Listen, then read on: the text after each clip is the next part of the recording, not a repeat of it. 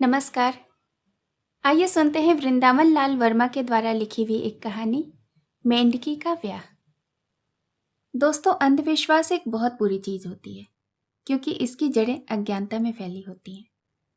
लेकिन कई बार परिस्थितियां ऐसे जीने मरने वाली हो जाती है कि हम न चाहते हुए भी किसी न किसी अंधविश्वास के चपेटे में आ ही जाते हैं।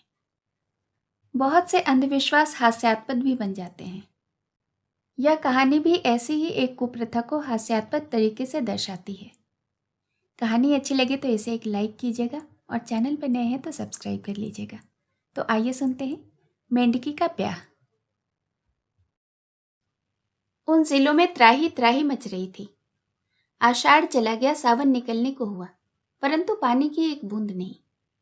आकाश में बादल कभी कभी छिटपुट होकर इधर उधर बह जाते। आशा थी कि पानी बरसेगा, क्योंकि गांव वालों ने कुछ पत्रों में पढ़ा था कि कलकत्ता मद्रास की तरफ जोर की वर्षा हुई है। आषाढ़ लगते थोड़ा सा पानी बरसा भी था। आगे भी बरसेगा, इसी आशा में अनाज बो दिया गया। अनाज जम निकला, फिर हरियाकर सूखने लगा। यदि 4-6 दिन और पानी न बरसा तो सब समाप्त। यह आशंका जिलों के गांव में घर करने लगी थी। लोग व्याकुल थे। गांव में सामानों की कमी न थी। टोने टोटके, धूप दीप सभी कुछ किया, लेकिन कुछ न हुआ। एक गांव का पुराना चतुर नावता बड़ी सूझबूझ का था। अधाई पर उसने बैठक करवाई। कहा क्या किया गया है, थोड़ी देर इस पर चर्चा चली। नावते ने अवसर पाकर कहा, इंद्र वर्षा के देवता हैं, उन्हें प्रसन्न करना पड़ेगा। गांव वालों ने कहा कि सभी तरह के उपाय तो कर लिए गए हैं। कोई गांव ऐसा नहीं जहां कुछ न कुछ न किया गया हो, पर अभी तक कुछ हुआ तो नहीं। बहुत से लोगों ने तरह तरह से कहा कि उन गांवों के लिए होम हवन, सत्यनारायण कथा, बकरों मुर्गों का बलिदान इत्यादि कराया जाए। किसी किसी ने और भी अन्य सुझाव सुझाए, परंतु नावते की एक नई सूझ अंत में सबको माननी ही पड़ी। नावते ने कहा, बरसात में ही मेंढक क्यों इतना बोलते हैं, क्यों इतने बढ़ जाते हैं? कभी किसी ने सोचा?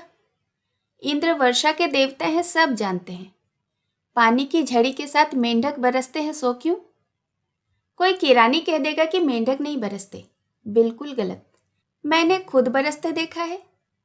बड़ी नाद या किसी बड़े बर्तन को बरसात में खुली जगह रखकर देख लो। सांझ के समय रख दी, सवेरे बर्तन में छोटे छोटे मेंढक मिल जाएंगे। बात यह है कि इंद्र देवता को मेंढक बहुत प्यारे हैं। वे जो रट लगाते हैं तो इंद्र की जय जयकार ही तो करते हैं। अथाई पर बैठे लोग मुंह ताक रहे थे कि नावते जी अंत में क्या कहते हैं। नावता अंत में बहुत आश्वासन के साथ बोला, मेंढक मेंढके का ब्याह करा दो, पानी न बरसे तो मेरी नाक काट डालना। मेंढक मेंढकी का ब्याह? कुछ के होठों पर हंसी झलकने को हुई, परंतु अनुभवी नावते की गंभीर शक्ल देखकर हंसी उभर न पाई। एक ने पूछा, कैसे, क्या होगा उसमें? मेंढकी के ब्याह की विधि तो बताओ दादा।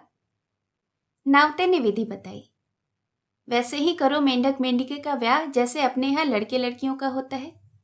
सगाई, फलदान, सगुन, तिलक, आतिशबाजी, भावर, जौनार सब धूमधाम के साथ हो, तभी इंद्रदेव प्रसन्न होंगे।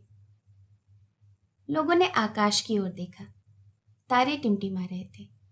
बादल का धब्बा भी वहां न था। पानी न बरसा तो मर मिटेंगे। ढोरों बैलों का क्या होगा? बढ़ी हुई निराशा ने उन सबको भयभीत कर दिया। लोगों ने नावते की बात स्वीकार कर ली। चंदा किया गया। आसपास के गांवों में सूचना भी भेजी गई। कुतूहल उमड़ा और भय ने भी अपना काम किया। यदि नावते के सुझाव को ठुकरा दिया तो संभव है इंद्रदेव और भी नाराज हो जाएं। फिर क्या होगा? चौपट, सब तरफ बंटाधार। आसपास के गांवों ने भी मान लिया। काफी चंदा थोड़े ही समय में इकट्ठा हो गया। नावते ने एक जोड़ी मेंढक भी कहीं से पकड़ कर रख लिए। एक मेंढक था और एक मेंढकी। ब्राह्मणों की कमी नहीं थी। ब्याह के धूमधाम का मजा और ऊपर से दान दक्षिणा। गांव के 2 भले आदमी मेंढक मेंढकी के पिता भी बन गए। मुहूर्त शोधा गया, जल्दी का मुहूर्त। बाजे गाजे के साथ फलदान, सगुन की रस्में अदा की गई।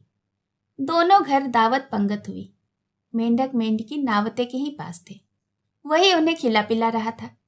अन्यत्र हटाकर उसके मरने जीने की जोखिम कौन ले? तिलक भंवर का दिन भी आया। पानी के एक बर्तन में मेंढकी उस घर में रख दी गई जिसके स्वामी को कन्यादान करना था। उसने सोचा हो सकता है पानी बरस पड़े, कन्यादान का कुछ तो पुण्य मिलेगा ही। मेंढक दूल्हा पालकी में बिठाया गया, रखा गया बांध कर। उछलकर कहीं इधर उधर चल देता तो सारा कारोबार ठप हो जाता। आतिशबाजी भी की गई और बड़े पैमाने पर। एक तो आतिशबाजी के बिना ब्याह क्या, दूसरे अगर पिछले साल की आतिशबाजी पर 1 रुपया फूका गया था तो इस साल कम से कम 1.25 रुपये का धुआं तो उड़ना ही चाहिए। तिलक हुआ। जैसे ही मेंढक के माथे पर चंदन लगाने के लिए ब्राह्मण ने हाथ बढ़ाया कि मेंढक उछला। ब्राह्मण डर के मारे पीछे हट गया। खैरियत हुई कि मेंढक एक पक्के डोरे से बर्तन में बंधा था, नहीं तो उसकी पकड़ धकड़ में मुहूर्त चूक जाता। कुछ लोग मेंढक की उछल कूद पर हंस पड़े, कुछ ने ब्राह्मण को फटकारा, डरते हो? दक्षिणा मिलेगी पंडित जी, करो तिलक। पंडित जी ने साहस बटोरकर मेंढक के ऊपर चंदन छिड़क दिया। फिर पड़े भावर। एक पट पर मेंढक बिठाया गया, दूसरे पर मेंढकी। दोनों ने टर टर शुरू की। नावता बोला, ये एक दूसरे से विवाह करने की चर्चा कर रहे हैं। ब्राह्मणों ने भावरे पढ़ी और पढ़वाई। फिर दावत पंगत हुई। मेंढकी विदा हुई। मेंढक के पिताजी को दहेज भी मिला। मनुष्यों के विवाह में दहेज दिया जाए तो मेंढक मेंढकी के विवाह में क्यों ही हाथ सिकोड़ा जाए। पानी बरसे न बरसे मेंढक के पिताजी बहरहाल कुछ से कुछ हो ही गए। नावता दादा की अंटी में भी रकम पहुंची और इंद्र देवता ने भी कृपा की। बादल आए, छाए और गड़गड़ाए। फिर मूसलाधार बारिश। लोग हर्षमग्न हो गए। नावते की धाक बैठ गई। कहता फिर रहा था, मेरी बात खाली तो नहीं गई, इंद्रदेव प्रसन्न हो गए ना। पानी बरसा और इतना बरसा के रुकने का नाम न ले रहा था। नाले चढ़े, नदियों में बाढ़ें आई, पोखरे और तालाब उमड़ पड़े। कुछ तालाबों के बांध टूट गए, खेतों में पानी भर आया, सड़कें कट गई, गांवों में पानी तरंगे लेने लगा। जनता और उसके ढोर डूबने उतरने लगे, बहुत से तो मर भी गए। संपत्ति की भारी हानि हो गई। 8-10 दिन के भीतर ही भीषण बर्बादी हुई। इंद्रदेव के बहुत हाथ पैर जोड़े, पर वह न माने। लोग कह रहे थे कि इससे तो अच्छा सूखा ही था। फिर नावते की शरण पकड़ी गई कि अब क्या हो। उसका नुस्खा तैयार था। बोला, कोई बात नहीं, सरकार ने तलाक कानून पास कर दिया है, मेंढक मेंढकी का तलाक कराए देता हूं, पानी बंद हो जाएगा। पर मेंढकों का वह जोड़ा कहाँ मिलेगा? लोगों ने प्रश्न किया। नावते का उत्तर उसकी जेब में ही था। उसने चट से कहा, मेरे पास है। कहाँ से आया, कैसे? प्रश्न हुआ। उत्तर था, मेंढक के पिता के घर से दोनों को ले आया था, जानता था कि शायद अटक न जाए। पानी बरसते में ही तलाक की कार्यवाही जल्दी जल्दी की गई। तलाक की क्रिया को निभाने में न तो अधिक समय लगना था और न ही कुछ वैसा खर्च था। मेंढक मेंढकी दोनों छोड़ दिए गए, दोनों उछलकर इधर उधर हो गए। परंतु पानी बरसना बंद न हुआ। बाढ़ पर बाढ़ और जनता के कष्टों का वारा पार नहीं। लोग गांव छोड़ छोड़ कर इधर उधर भाग रहे थे। एक दो के मन में आया कि नावता मिल जाए तो उसका सिर फोड़ डाले, परंतु नावता तो कहीं 9-2-11 हो गया था। कहानी सुनने के लिए बहुत बहुत धन्यवाद।